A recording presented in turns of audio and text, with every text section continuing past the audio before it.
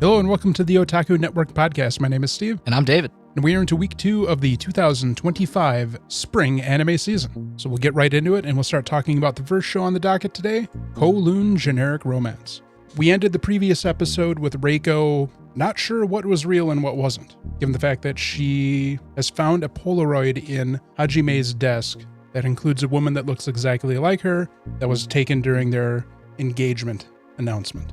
She takes the opportunity to talk to someone in a building that one of her tenants is in who has a complaint about them to try to confirm her suspicions. She ends up befriending this woman named Yao Mei. And Yao Mei apparently is a subcontractor for sewing. She's got to make all those cute little cat things. Yeah, she's making stuffed animals for somebody, and apparently she's behind deadline, and that's why she's making all the racket that's interrupting Reiko's tenant. Anyways, Yao Mei immediately takes a liking to Reiko, and Reiko, wanting outside opinion, shows Yao Mei the photo and asks if she thinks this is her. And then pretty much sits down and has tea with the woman and explains all that's going on and brings up the idea that she has no memories. Yao Mei tries to smooth things over because she herself has done a lot of things to try to forget her past and move on. One of them being essentially an entire body's worth of cosmetic surgery. And she encourages Reiko to figure out what is going on if she really wants to figure out what's going on. Otherwise, just roll with it. She pretty much suspects that Hajime is hiding something from her. And she figures if she tries to take on more of the woman in the picture's identity, maybe it will make him say something. She ends up buying clip-on earrings because her ears aren't pierced that look like the version of her in the photo was wearing, but it does the opposite by upsetting Hajime. To cheer her up, Reiko suggests the idea that they go visit the Ebenuma clinic. They're going there for free checkups for whatever reason. Yao Mei suggests the idea of checking out the plastic surgery consultation room. Reiko is self-conscious about Hajime continuing to point out her crow's feet. So she decides to go along with it and ends up getting a consultation with the gentleman who runs the business after succeeding his father, which we were introduced to in the first episode. And, Creeper's gonna be creepy as he gets a little bit too personal with her and seems to know something about what's going on as well. She flees the building in disgust from his predatory behavior, and that's kind of where we leave off. There was a good portion where we were seeing from Hajime's perspective when he first came to Kowloon and joined the real estate agent, and his interactions with the version of Reiko that is in his photo, who has a very different personality, speaks with a different tone in her voice. We also got to see the budding friendship between Yao Mei and Reiko. Oh yeah. With the honey lemon chicken. Yes, where they went out to the restaurant, and then Reiko dragged Hajime to it as well because she wanted to make him experience it instead of going to their same place. Am I the only one that thought that sounded good as fuck? It does sound really good. The dumpling soup sounds really good too. The way they keep describing the dumpling soup sounds really good too. I'm like, So the dumpling soup restaurant that we had gone to in the first episode when Reiko was trying to go to the Hawaiian restaurant, very specifically the Reiko from Hajime's memories, as part of her training of him, told him that we will always eat at this restaurant. So he was trying to keep that tradition alive. I think what's going on is, for whatever reason, Reiko decided to redo herself. They were talking about the idea of how this version of Reiko doesn't have pierced ears, but the other version does. Being a normal human being, if I saw somebody that looked like me, and then I immediately saw like a distinct feature that I don't have, I'd just be like, oh, okay, that's not me, it's just a look like. Moving on. But because anime plot. And this Habinuma guy, he obviously knows something. Oh, God, bad touch. Like, when she showed up and he pulled up her medical records, there was kind of like a glint in his eyes, perhaps. Also, when she said, I don't have any memories of my past, he's just like, good. Yeah. So something definitely happened. And it's already been established that Hajime does not like this man. Yeah. And it's probably because, well, he stole his woman, kind of. Maybe. The mystery is who is Reiko? And is it the same person in the photo? And if it is, what happened? Bro.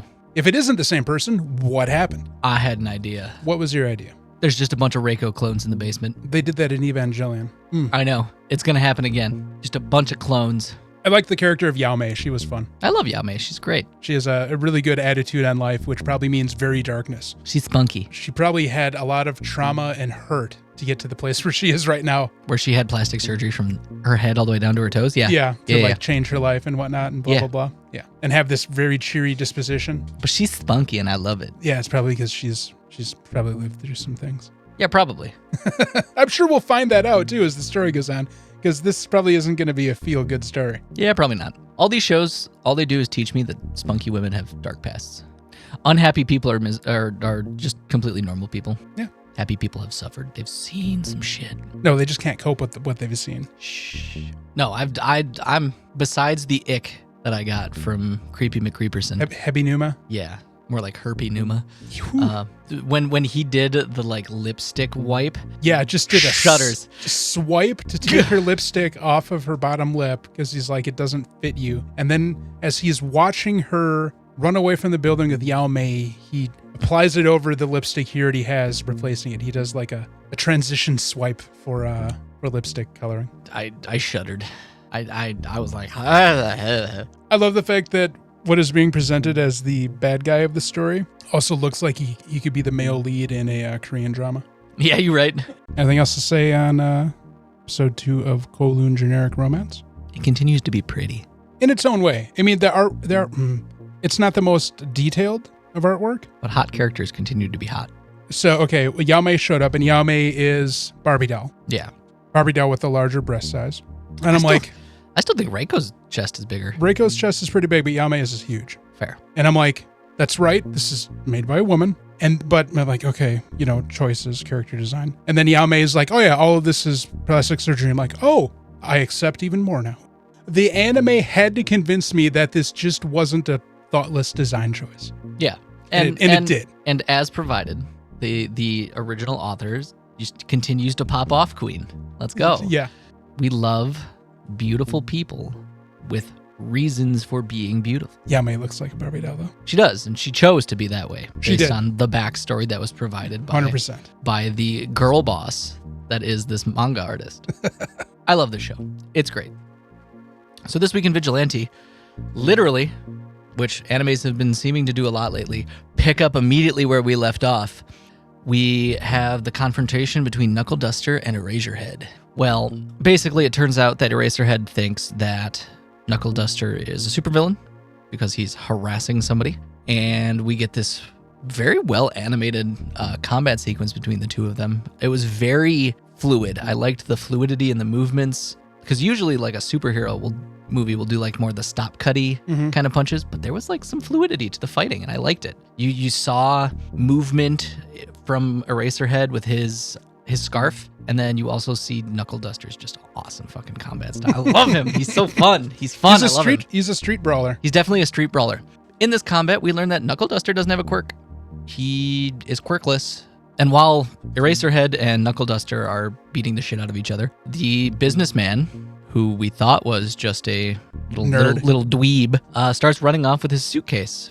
Nice Guy and Pop Step notice this and immediately start to chase after him. However, the Three Stooges from earlier in episode 1 show up, now juiced out on turbo. Combat ensues where Nice Guy is fleeing the scene at a bicycle pace, and Pop Step is chasing after the guy that is running away with the suitcase. Businessman. The businessman, yeah.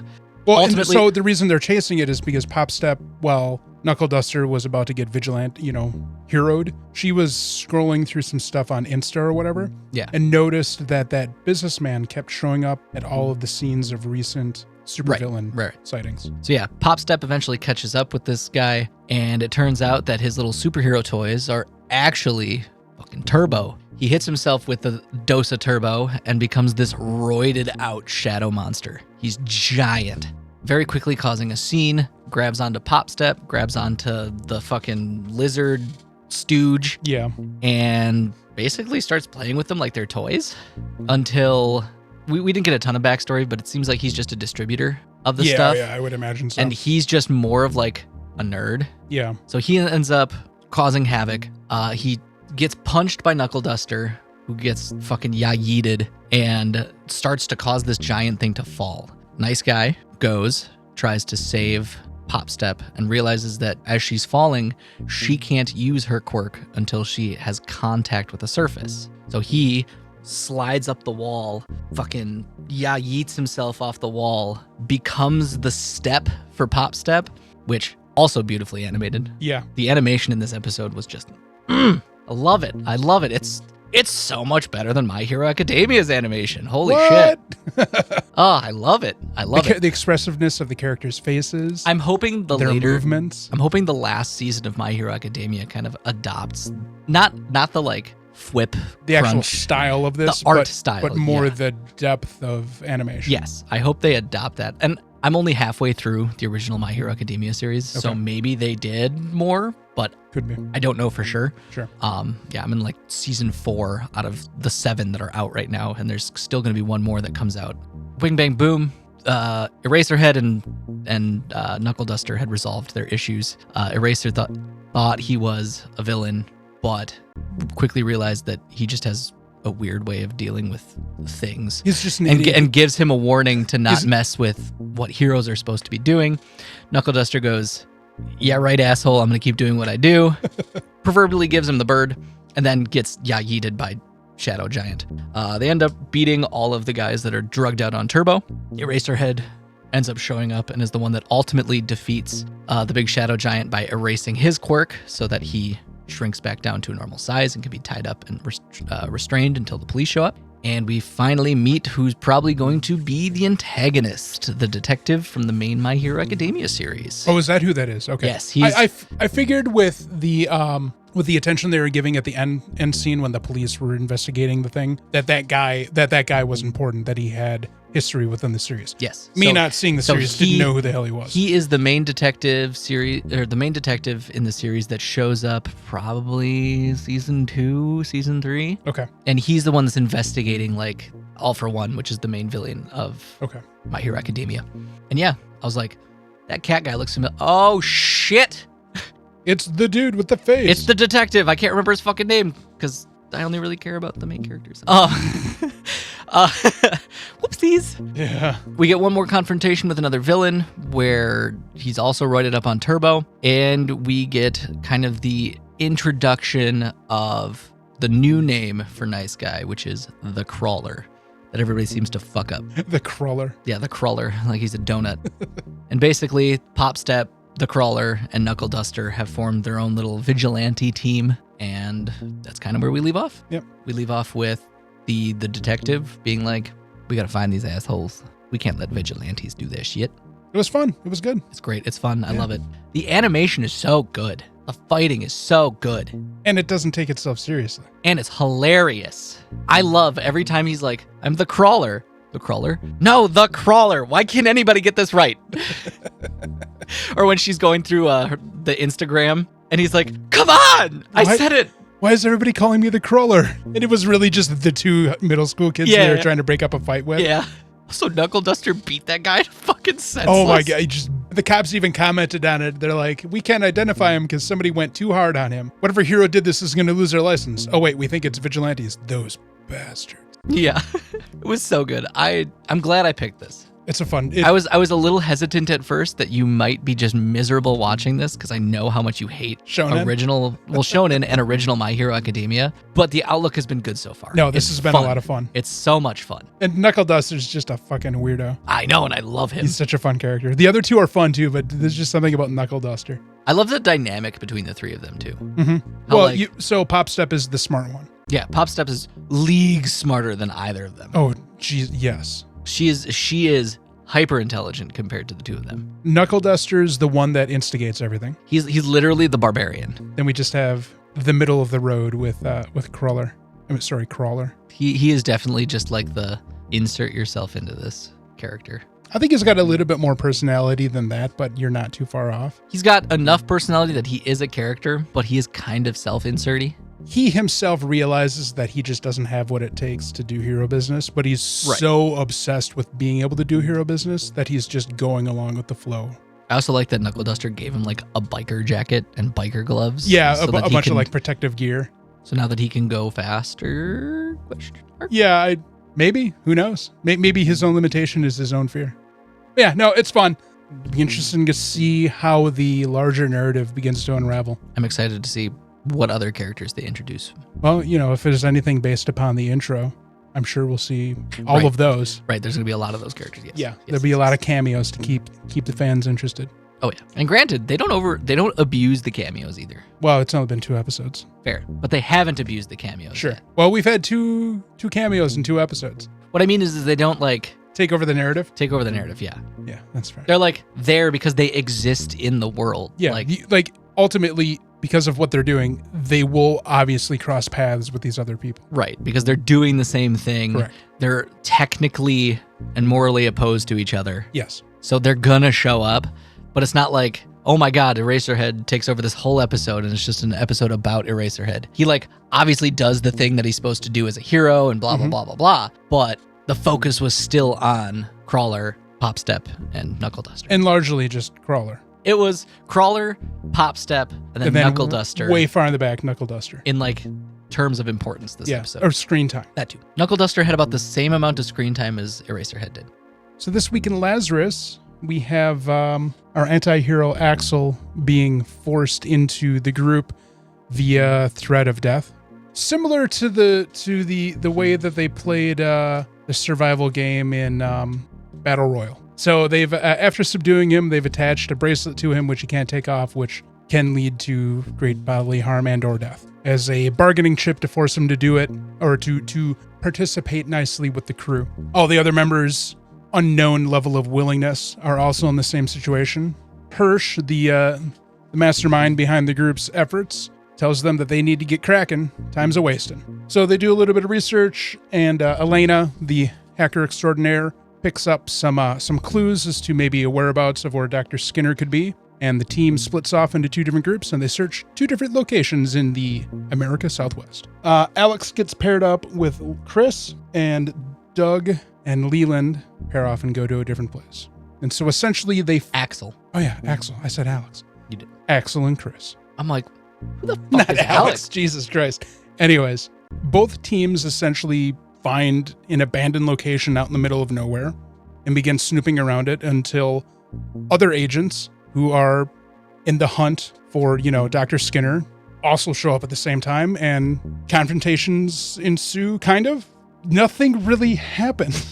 Honestly, nothing really developed in this episode. What do you mean? They discovered that Skinner's on the run. They knew that Skinner was on the run. No. They have found out that Skinner is basically using decoy methods to try they're suspecting. They don't know. They're not going to find Skinner in episode fucking 2. Of course not. Okay, so Axel and Chris end up at this bunker of sorts, and they're running around it, and there's what was it? Russian mafia and Spanish mafia. Mexican cartel. Yeah, Mexican cartel and then Russian mafia were there as well. And then the FBI and the DEA showed up. And there's some dude who people think might be Skinner that's kind of comatose and tied up. Or no, comatose and just sitting on this chair. Comatose because he tried to overdose on Hopnut. Yeah, they found out after a bunch of running around. And a great scene where Axel, the brazenness of his confidence, where he runs out in the middle of the firefight and points his hand at the DEA and tells them, "Freeze, it's Lazarus." And they're like, what the hell? Yeah. Confuses everybody to the point where there's no more fear of guns being fired off. Because he walked up to Skinner, he thought he had taken out the Russian mafia and the because they're chasing cartel. each other through the tunnels of this complex. And he walks up to who he thought was Dr. Skinner. Yep. And all of a sudden it's, "Freeze, it's the FBI. Freeze, it's the DEA." And then he decides to join in. "Freeze, we're Lazarus." And he doesn't. He's just using his finger. And both of them are like, "The hell is Lazarus?" So the guy wakes up and everybody's standing there and they're like, "Oh, it's not really him." And to confirm it, they do a DNA test of him. That was so strange. He fucking flicks him in the nose. Yeah, to give him a bloody nose, and then he just does it is 2052. No, I know. I'm not saying anything against the technology, but he's essentially got a device that looks like something you'd check your temperature with, your sugar, your sugar level with, and it's like, oh, DNA scan. It's not him. So Doug and Leland find this house, and they end up getting, Leland, because he's not used to this kind of activity, perhaps, because he's more of a tech hacker of sorts, gets the jump, He's a tech bro. Yeah, he essentially gets captured by a debt collector. And then I forget who the other guy was that showed up that was facing off with the debt collector with the shotgun. He was trying to collect the product that the person had promised them. Okay. So one was a debt collector trying to collect the money that Leland owed, or not Leland. That the guy, I was, forgot what his name was. He was trying to collect the money for the raw materials that the guy bought. Oh, that's right. And then the other guy was looking for the thing that the raw materials were needed that's for. Right. This was a red herring of red herrings. Yeah. They both were just like, I'm looking for this fucking guy because he owes me money and he owes me a product. Yep. And none of it is there. And so everybody was just in this place at the same time and ended up running into each other. Yeah. And while all of this rat race is going around, Elena is deep diving the webs. Looking for Skinner, yeah. And she finds Skinner and then quickly realizes that she finds a lot of Skinners. So Data is corrupt. Mm-hmm. And this is going to be a lot harder than they think it's going to be. And that's essentially the episode. So when they were going around the backstory of Skinner, when they're talking about like him going to college and everything, yes, I noticed the date stamped picture was him in college in 2016 and to 2018. I'm like, yeah. I Googled, how old is Dr. Skinner? He is like 2 years younger than me. They showed the date stamp from when he was born too. Oh, I missed that. It was like 96. It was July 11th of 1996. Yeah. He is 2 years younger than me. Well, the series does take place in the 2050s. I know, but I like one of those, when it's a near future thing, you don't anticipate characters being like close to age to you. You could be Skinner. I could be Skinner. You could be. Bridget could be too. She's a year younger than he is. This is true. And you guys are both, chemists of sorts. Oh, I should tell Bridget we should invent Hopna. Oh, no. No. This is my villain arc. My villain arc. I texted her. I'm like, Dr. Skinner is like a year older than you. She goes, oh God, I'm going to look terrible in 2052. All you're worried about is how you're going to look in 2052. She goes, shut up. I have my priorities in order.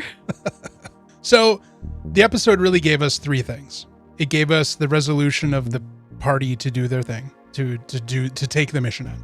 Mm-hmm. Then it reminded us of the concept that they're not the only ones looking for him, that there are lots of other groups of people that are looking for them. That's going to be confrontational because this is the prize. Dr. Skinner's the MacGuffin that everybody's gunning for. And then the final concept is they're going to have to go about this in ways that are unconventional to how they normally operate, because so far it's proving to not work in getting them any closer to finding him. Yep. It's not ideal for them. No. They're going to have to willpower and finesse their way through it. Through the power of friendship. Oh, please no. Please no. The episode. No, it's just going to be through the power of beautiful people. The one debt collector with the shotgun. I'm like, oh my God, it's Riley from the Boondocks as an old man. Oh my God. He literally did look more like Grandpa from Boondocks, but I'm like, well, it's the 2050s. Riley would be about that age. Bridget and I watched Lazarus last week, and then immediately afterwards we started watching Boondocks. I gotta tell her that now. Just be like, Riley. Yeah, Riley's come a long way since. Has he though? I mean, that would fit. Pay what you owe, Santa. Episode 2 has not convinced me. I'm already on board. That's fair. I love it. Bridget was on board literally a minute into the first episode. I realize that this is supposed to be a stylistic series where it's all about the cool gadgets and the hot characters doing fun things. I really want more substance in what it's given me, though, to be fair. You're so hard to please. No. I'm just kidding. There's a standard that Watanabe has with his creations, and so far this is kind of subpar in that standard of depth. It's flashy. The artwork's still kind of little not that good, honestly. It's kind of, the artwork's kind of lazy. Not a lot of detail. It's just, I don't know. Are we watching the same anime? We're watching the same anime. Bro, what kind of detail do you see in that image? Nothing. That is pretty lazy artwork. I love it. We will run simultaneously the escape sequence and the fight from the original episode of Cowboy Bebop between Spike and the dude who was dealing the drugs. And then we will compare the animation quality between those two, which are damn near 30 years apart from each other at this point. And then we'll talk about quality of animation. I'm not convinced. I don't know. I don't see the negatives. I'm disappointed in it. I think the story has been great so far. I'm invested in the sense of trying to find this genius turned villain. I feel that all of the more. plots are going to resolve through convenience rather than good writing. That's what I'm worried about. Everything is just going to conveniently happen, and it's not going to be because of something that's well thought out. I'm afraid that the whole show is just going to be like that. I don't know. I don't, because I've watched the first episode of Cowboy Bebop, and I know what you're talking about. I know exactly the fight you're talking about. Yeah, I know. Because I've watched it a bunch of times. Yeah. And what I'm trying to say is I think that sequence and that artwork from 28 years ago is far better than what we've seen so far in this show. And that's disappointing. I don't know what to say. You're not the one who makes the damn show. I love the show. I'm just saying the points that the reason why I'm disappointed in Lazarus. I don't think it's bringing anything to the table between both the story it's trying to tell, the way it's trying to tell it, and the visuals. I don't think it's bringing anything to the table. Don't worry, Internet. I love Lazarus. This is going to be a point of contention this season. Have I mentioned to you how much I hate the design of the fucking cars? I love the cars. I think they're cool as fuck. So Doug's quote-unquote Mustang looks like somebody tried to rebuild the APC and Aliens to look like a Mustang. Mostly it's the wheels that do it. I don't really have any negatives to the show. Nah, it's fair. I'm not asking you to. I'm not asking you to sympathize with me. I'm just laying it out, my thoughts. And I'm kind of sad. I don't know what to say to justify why I like it. I find it enjoyable. I think it's fun, and it's a story that I've been enjoying so far. I think the animation's really cool and fun. I really love all the parkour-y, acrobatic-ness to it. I even thought that the movement of the artwork in this episode, when he was parkouring the Russian guys in the tunnels, didn't seem very fluid or complete. It seemed very shortcut animation-wise. Like there wasn't a lot of cells in his movement itself. So it just kind of looked like he was moving from one angle to a different one, and there was a whole bunch of steps in between that were left out. I don't know, man. I want to like it. It hasn't proved I need to like it yet. And I'm kind of sad by that. Music was top notch. Music was all right. It was all right. I don't like the opening theme though.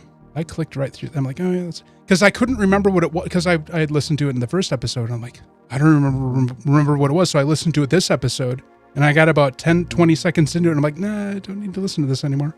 It's not like Cowboy Bebop's where that thing can fucking always be playing. But that's a completely different story that has nothing to do with anything with Lazarus. That doesn't even technically have anything to do with Cowboy Bebop. That is just the people that were responsible for that. I'm sure that if they had brought in Yoko Kanno into this project to provide the music, I would have a very different opinion about the awesomeness of the music. Music is fine. It's all right. It does a really good job to sit into the background where it doesn't become the focal point, which Cowboy Bebop, the music very much was a focal point in the storytelling. And it was very noticeable, for better or for worse.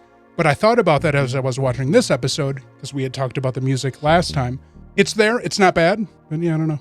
I'm just going to be a nitpicky bitch. Look, you come. Do not come. And everybody is comparing it to Cowboy Bebop, so it's not disingenuous to compare it to Cowboy Bebop. But that's a real hard legacy to stand up against. Real hard. Cowboy Bebop has its problems. It has its flaws. Maybe I just like it more because I haven't watched all of Cowboy Bebop. Maybe. But Bridget also loves it. And she has religiously watched Cowboy Bebop. I'm sure a lot of people are enjoying Lazarus. I'm just being my critical self. Bridget was like schoolgirl giggling through the first episode. She was that happy to be watching Lazarus. That whole escape sequence in the first episode was fantastic. Everything else around it, couldn't care for. Don't care. She was like edge of her seat the whole episode. Fucking loved it. The scene where you saw the cop, right? Yeah. They had a cameo of the police officer that let Axel go in the first episode. Yeah. So I wonder. So okay. Now he's stuck to fucking parking ticket duty. Now to bring back Cowboy Bebop again, there is a trio of old men who you saw in the first episode. They do pop up randomly through the series. There's a good chance that this cop is just going to pop up randomly too in the background. So we'll have to keep an eye out for the police officer. Kowloon Generic Romance is digging us deeper into the mystery while expanding its character base. In a good way. I really liked There's the very short woman and or girl. I don't remember her name. Who was the one who made the complaint. I think it's a kid. I think she's really short. Who made the complaint to Reiko that got Reiko to be introduced to Yao Mei. So we saw her in the first episode too, because there was a point where Reiko was going through the city and she calls out to Reiko. I like Yao Mei's character. And then there's Hebinuma Evil Dude, who is very finger-tappingly evil. Yeah. He's over the top evil.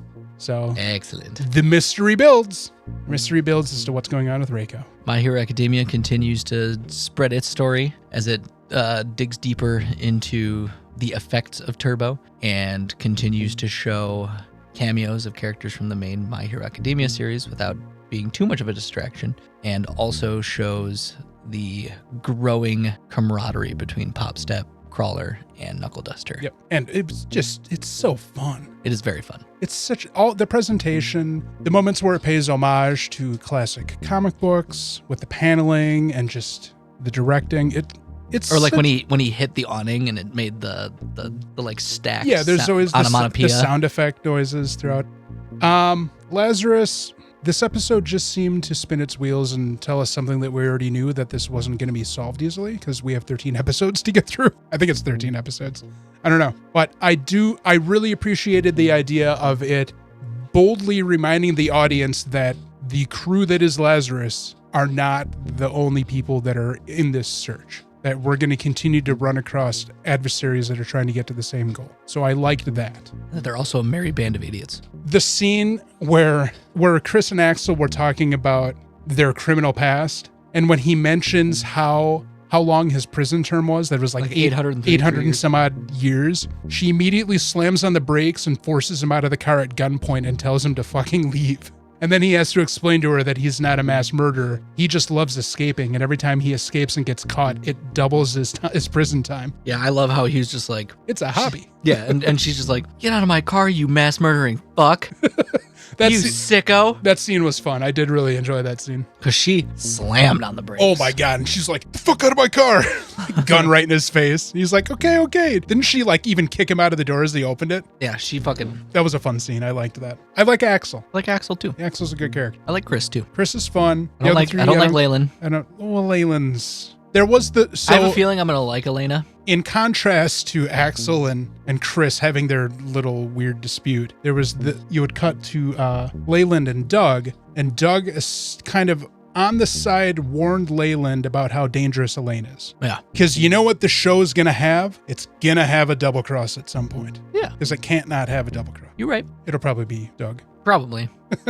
He doesn't seem trustworthy. Mm-hmm. He doesn't seem to fit into the group. No, because apparently everybody else is criminals. Yeah, he tries to be, and he tries to be like Axel. He has access to a lot of resources. Right, like he tries to be the Axel. He tries to be the Chris. He then tries to be the team leader. And it's like he's trying to like hit all the bases, and it's like, you don't really fit in here. You might be not on their team. I'm sure as we go, we'll get more history between all the members and why they were put together. I'm sure. They all have a certain set of skills. Exactly. League of extraordinary gentlemen. All right. Anything else? And gentle gals. Anything else? Let's wrap this bitch up. All right. Thanks for listening. Let us know what you think of Lazarus. And if I'm being too critical of it. Or if I'm not being critical enough. I dislike a lot of things that a lot of people like, so it probably is just me.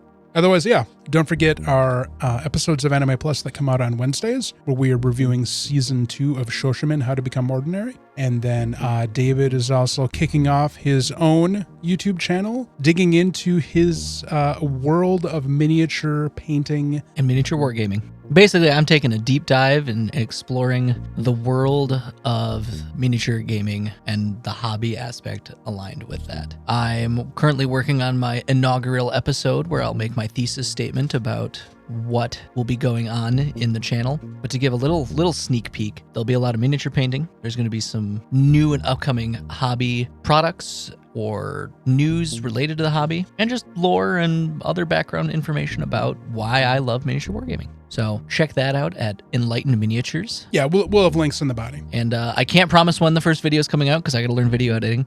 I'm slowly teaching David how to do that. But within soon is what I'm going to say, because I don't want to promise a time frame that I can't keep.